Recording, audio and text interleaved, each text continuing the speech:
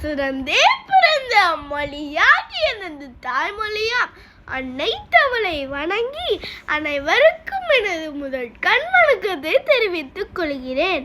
கிளி வளர்த்தேன் பறந்து விட்டது, அணில் வளர்த்தேன் ஓடிவிட்டது, மரம் வளர்த்தேன் இரண்டும் திரும்பி வந்து விட்டது என்பது அப்துல் கலாம் ஐயா அவர்களின் அழகிய பொன்மொழி.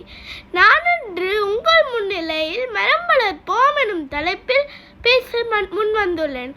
வீட்டுக்கு ஒரு மரம் வளர்ப்போம் என்பது அன்றைய வாசகம்.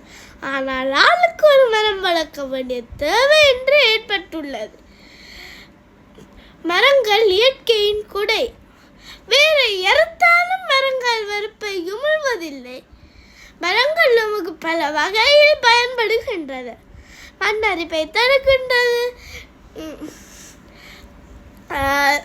சுத்தமான காய்கனிகளை தருகின்றது, சுத்தமான வழியை தருகின்றது, பல நன்மைகள் செய்கின்றது.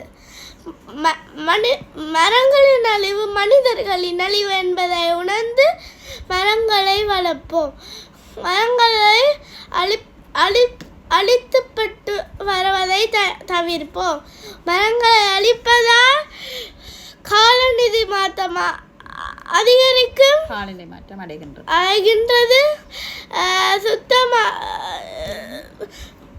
நீர் காடு இறந்து போகின்றது, மனிதர்கள் இறந்து போகின்றன, பிராணிகள் இறந்து போகின்றன,